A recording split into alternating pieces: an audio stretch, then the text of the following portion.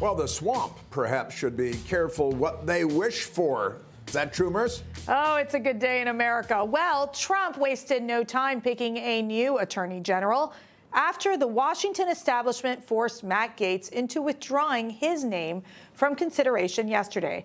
But much like Gaetz, Trump's new nominee is also a D.C. wrecking ball. D.C., meet Pam Bondi, the tough-on-crime Florida attorney general who's taken on the Biden regime every step of the way. She's about to be the new sheriff in town, barring any more funny business, well, from some of the Republicans in the Senate. Of course, Trump announcing his decision on Truth Social just a few hours after Gaetz dropped out, saying in part, for too long, the partisan Department of Justice has been weaponized against me and other Republicans. Not anymore. Pam will refocus the DOJ to its intended purpose of fighting crime and making America safe again. When MSNBC caught wind of the news, it was instant regret, which means it was a good pick by Trump. Political commentator Jason Johnson describing her like this. Pam Bondi is exactly what I was saying in the last segment that we should all fear, because she's competent.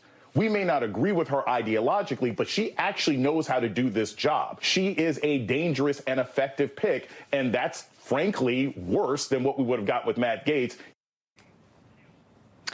Virginia, being a woman attorney general, Pam Bondi, I've known her for years, so strong, such an incredible communicator, really just understands what the fight is right now. Your thoughts on the fact that even the Democrats are saying, wow, effective pick? Well, and I think we may even see, hold your breath, we may even see a few Democrats that say, yeah, this was a good choice, and I'll back her as far as those senators.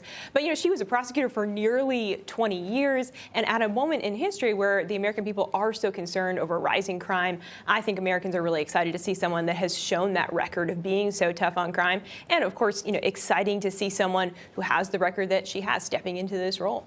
Yeah, Foldi, do you expect any problems with Pam Bondi's confirmation process? Because it seems that the Senate is really pushing hard in trying to be the ones to decide who's going in or who's not going into Trump's cabinet. Spoiler alert, she will be confirmed. And one thing that was interesting was a lot of the people who've known her for a long time, Democrats and Republicans from Florida, have been basically singing her praises. There was a former Jewish Democratic Congressman, Robert Wexler, who's from Florida, who said she's great. I was sitting with Mike Herodopoulos, who's an incoming Republican congressman from Florida, who was the president of their state Senate. He's thrilled about this. There was some reporting. I'm not sure if this was designed to make her look even better. She was talking about the need to prosecute all of the jihadists on campus. I'm sold. She sounds like a great pick. And fortunately for the GOP, there is no shortage of depth to staff her DOJ with, of incredibly qualified and competent lawyers to actually execute Trump's agenda. That's right. Trump's also making news about the people he's not picking. His senior advisor, Dan Scavino, revealing today that former Congressman Mike Rogers, who just lost his Senate race in Michigan, is not in the running to be FBI director. In fact, Scavino says Trump told him that he's never even given it a thought. This after a ringing endorsement from, well, Mr. Steele dossier himself, former Deputy FBI Director Andrew McCabe. I think Mike Rogers is a totally reasonable, logical selection for FBI director. He understands the organization. He served as an FBI agent for several years before he went off on his political career.